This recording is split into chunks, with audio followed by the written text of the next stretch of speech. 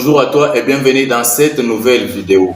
Aujourd'hui, je me suis décidé de te partager quelques conseils qui vont t'aider à changer ta perception vis-à-vis de certaines choses, tout juste dans l'objectif de t'aider à bien améliorer ta vie. Alors, si tu es nouveau sur la chaîne, je t'invite dès maintenant à t'abonner et d'activer la cloche de notification pour ne rien rater de nos prochains conseils que nous publions ici sur cette chaîne presque chaque semaine. Et si tu es encore plus sympa, tu vas me laisser un pouce bleu et ça va me faire vraiment plaisir. Sur ce, le conseil que je dois te donner maintenant, c'est sur base de certaines croyances limitantes mais aussi négatives qui sont à la base du sous-développement, du freinage, mais aussi du manque de la réussite en général. Alors, la première chose que je dois essayer un peu de partager avec toi, le mariage. Beaucoup de gens ont tendance à pousser les autres vers le mariage, mais ils ne comprennent pas en fait ce que c'est le mariage. Ils ne comprennent pas le sens réel de ce qu'ils sont en train de dire aux autres. Et ça fait assez que les gens puissent tomber à des fois dedans sans pour autant se préparer au départ. Il faut savoir une chose, on ne se marie pas parce que les autres se sont mariés. On ne se marie pas parce qu'on a atteint l'âge, parce qu'il n'y a pas de l'âge bien évidemment. On ne se marie pas parce qu'on a eu autant d'argent, on ne se marie pas pour tout ça. Pourquoi je dis qu'on ne se marie pas parce qu'on a atteint l'âge? C'est tout juste parce qu'il n'y a pas un âge bien défini, vraiment bien correct, défini pour le mariage. Et pourquoi je dis aussi que non, on ne se marie pas tout juste parce qu'on a eu l'argent. Avoir l'argent, c'est vraiment vague. C'est que l'autre voit que non, c'est l'argent. C'est que toi, tu penses comme étant une grosse somme, comme un gros montant pour toi. Et ce que toi, tu considères comme étant une richesse bien stable, ce n'est pas nécessairement ce que l'autre pense que c'est ça la richesse pour lui. Tout dépend de ta façon de percevoir les choses. Si toi, tu trouves qu'avec cette somme-là, je me sens déjà stable, je me sens riche, je me sens vraiment en mesure de faire ceci, ce n'est pas nécessairement de la même façon que l'autre va aussi se sentir ou que l'autre va considérer. Chaque personne a sa façon de voir les choses. Ce que toi, tu peux considérer aujourd'hui comme étant une richesse bien stable, c'est ce que l'autre peut traiter par exemple comme l'argent de poche. Et on est d'accord là-dessus. Donc, tout dépend de ta façon de voir les choses, de ta vision en fait. Tu ne dois plus pousser l'autre à adopter ta vision parce que lui aussi a sa vie. Et toi non plus, tu ne dois plus te laisser faire, te laisser influencer dans ce sens-là parce que tu as ta vision, tu ne peux pas l'abandonner pour aller suivre le rêve ou la vision de quelqu'un d'autre. Avoir l'argent ou avoir un boulot n'est pas synonyme de se marier en fait. Il n'est pas dit que quand quelqu'un trouve un boulot stable, quand quelqu'un trouve par exemple l'argent, il doit directement à la minute même se marier. Mais non, ce n'est pas vrai tout ça. Alors tu dois comprendre une chose, on ne se marie pas parce qu'on a atteint l'âge. On ne se marie pas parce qu'on a eu un bon boulot. On ne se marie pas parce que tout le monde s'est marié, mais on se marie quand on se sent prêt. Parce qu'il y a tout un tas de choses qui vont avec. Le mariage, ce n'est pas seulement voir ça d'une façon superficielle. Il y a beaucoup de choses qui entrent là-dedans. Il faut être prêt. Il faut être prêt. Il faut se sentir prêt. Et quand tu te sens déjà prêt, là, tu peux te décider de te marier. Parce qu'il y a tout un tas de choses qui vont avec. Et là, tu dois comprendre que quand tu te maries, c'est soit le début de ta prospérité ou la continuité de ta prospérité, ou au contraire, c'est le début de ton échec.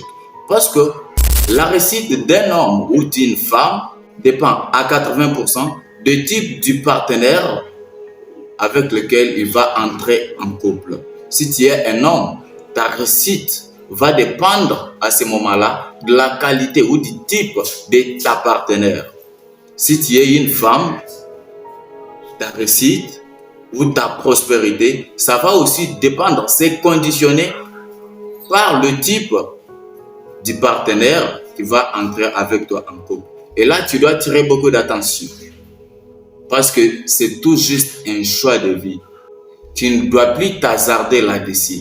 Tu dois faire un bon choix qui va t'aider afin que tu puisses arriver à l'accomplissement de tes ambitions, mais aussi à l'accomplissement de tes rêves, plutôt qu'entrer dans un truc qui va te bloquer davantage, qui va te faire échouer, qui va faire à ce que tu puisses pas, évoluer. Parce que si ça arrive comme ça sera vraiment horrible. D'où tu dois tirer beaucoup d'attention. Tu ne dois plus céder à la pression des autres pour y aller brusquement, y aller précipitamment, sans pour autant raisonner ou sans pour autant se maîtriser non plus. Tu dois le faire quand tu te sens prêt. Si tu vois que là, tu peux y aller, là, tu peux, là, tu as trouvé quelqu'un de bien, tu as trouvé une personne de bien, directement, tu t'engages parce que tu t'es déjà senti prêt et tu vas tout gérer. Il n'est pas dit que quand tu vas entrer dedans, parce que tu as choisi un ou une bonne partenaire, tout sera rose. Mais non, là, j'en profite pour te dire, il y a des hauts et des bas là-dedans. Donc, il faut être prêt à te supporter. Il ne faut plus être là seulement pour traiter quelqu'un par rapport à ses défauts. Mais là-bas, tu dois apprendre à traiter ton ou ta partenaire par ses qualités, mais aussi à travers ses défauts. Il faut l'accepter avec toutes ses qualités, mais aussi avec ses défauts. Parce que s'il y a des petites erreurs, bien évidemment, elles sont corrigibles. Tu dois traiter, tu dois aller ou la traiter par rapport à ses qualités et comme ça, vous allez mieux évoluer. Les petites erreurs qui vont rester, je le répète très bien, elles sont corrigibles. Vous pouvez travailler ensemble là-dessus pour améliorer les choses. Alors, ne cédez pas à la pression des autres. Il n'y a pas un âge pour le mariage. Il n'y a pas un montant bien défini que quelqu'un va atteindre ou une certaine somme d'argent bien définie pour que quelqu'un entre directement en mariage. Il n'est pas dit que tu dois te marier parce que tout le monde s'est marié non plus. Alors, tu dois te marier au moment où tu vas te sentir prêt à tout ça. La deuxième chose sur laquelle je dois essayer un peu de parler, ou le deuxième conseil que je vais te donner, c'est de ne pas conditionner ton bonheur à quelque chose. Ça te paraît à des fois vague quand je le dis comme ça, mais c'est plus profond que tu ne le penses. Ton bonheur ne doit plus être conditionné à quelque chose. Parce qu'au moment où tu auras cette chose-là, tu auras toujours tendance à chercher plus. L'être humain demeure toujours un éternel insatisfait. Aujourd'hui, tu as le rêve ou tu as les soucis d'avoir cette histoire-là. Demain, lorsque tu en auras, tu auras toujours tendance à obtenir plus. Tu auras toujours tendance à avoir plus et tu vas toujours rester dans le besoin. Mais si tu conditionnes ton bonheur à quelque chose, crois-moi, tu ne seras jamais heureux. Parce que tout le temps, tu vas croire que non, tu n'as pas encore atteint ce niveau-là et directement, tu n'es pas heureux, tu n'es pas dans le bonheur. Il faut d'abord être reconnaissant pour cette vie que tu as. Il ne faut plus être ingrat. Parce que si tu es ingrat, tu ne pourras pas obtenir plus. Tu dois d'abord apprendre à remercier la vie pour le peu qu'elle t'a offert. Tu dois d'abord apprendre à remercier Dieu pour le souffle de vie qu'il t'a donné. Parce qu'au moment où tu es en train de suivre cette vidéo, il y en a qui te dépassent. Il y a les autres qui te dépassent. Mais ils ne sont plus là. Ils sont déjà partis dans l'au-delà. Toi quand même, tu as la chance d'avoir ce souffle de vie. Tu as la chance de suivre cette vidéo. Il faut être reconnaissant. Et par après, tu vas chercher à demander encore. Et Dieu va te donner encore plus. Ne conditionne pas ton bonheur à quelque chose.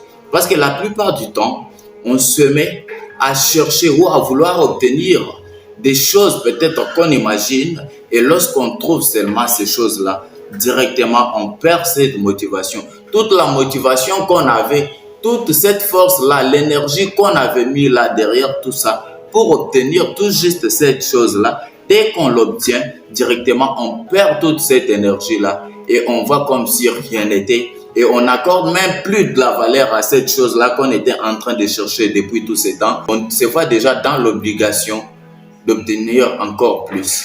Au lieu de continuer comme ça, tu dois d'abord apprendre à remercier la vie pour tout ça, pour tout ce qu'elle t'a donné. Et par après, tu vas encore demander plus. Néanmoins, tu dois apprendre à être heureux à travers ce que tu as. Tu dois être reconnaissant. Non? Tu dois être reconnaissant avec cette vie que tu as. Tu dois être reconnaissant pour tout ce que tu as dans le moment présent.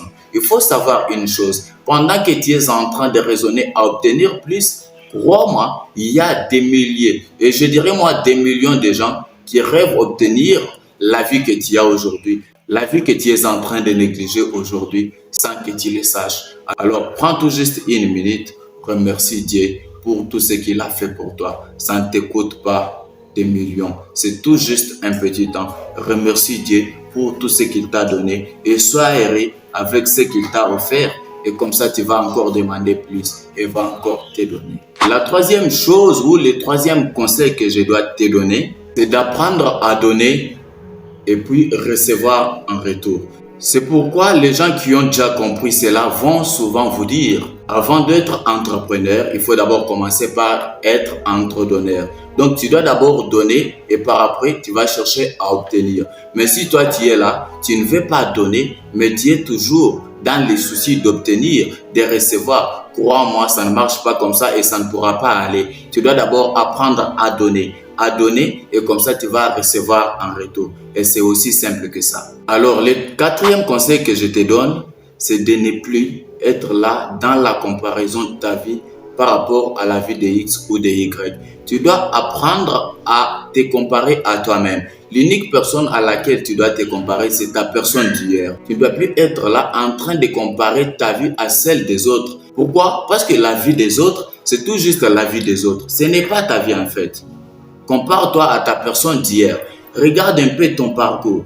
Essaie un peu de voir sur quel point tu as eu à progresser et sur quel point tu n'as pas eu à progresser. Essaie un peu de t'améliorer. Cherche à trouver des solutions qui vont t'aider à t'améliorer davantage. C'est comme ça que tu peux évoluer. Alors, le cinquième et le dernier conseil que je te donne, c'est de ne pas considérer une personne tout juste parce qu'elle est moins douée dans tel ou tel autre domaine.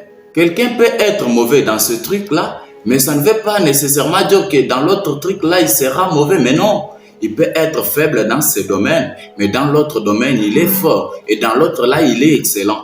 Alors, ne les déconsidère pas tout juste parce qu'il est faible dans ce domaine. C'est tout juste qu'il n'est pas au bon endroit, mais aussi au bon moment. Tu ne dois plus aussi les déconsidérer comme ça. Il faut comprendre que tout le monde est un génie. Il suffit juste qu'il soit au bon endroit, mais aussi au bon moment, et tu verras de quoi il est capable. Si tu te mets à traiter un poisson par sa capacité à grimper un arbre, tu vas croire toute ta vie qu'il est tellement nul. Mais prends-le et mets-le dans l'eau. Jette-le dans l'eau, tu verras de quoi il est capable. Et là, je vais tout juste te dire que tout le monde est un génie. Tout le monde est capable, tout le monde est tamsir. Tu dois apprendre à considérer tout le monde parce que dans l'autre domaine-là, tu ne pourras pas les tromper. Dans l'autre domaine-là, il est vraiment excellent. Tu dois les traiter comme ça. Ne les déconsidère pas tout juste parce qu'il est faible dans ce domaine. Il peut te surprendre dans l'autre domaine et tu seras choqué. Les amis, c'était là les 5 conseils que je m'étais décidé de vous partager aujourd'hui. Alors, si tu te reconnais là-dedans, essaie un peu de les balancer en commentaire. Comme ça, on va te lire. Tu peux balancer là ton expérience aussi. Les gens vont te lire, ça peut sauver une vie. Ici, sur cette chaîne, vous le savez très bien, le souci est d'aider le maximum de gens à devenir cette meilleure version de nous-mêmes. C'est de cette façon-là que nous pouvons contribuer au développement, mais aussi au bien-être social.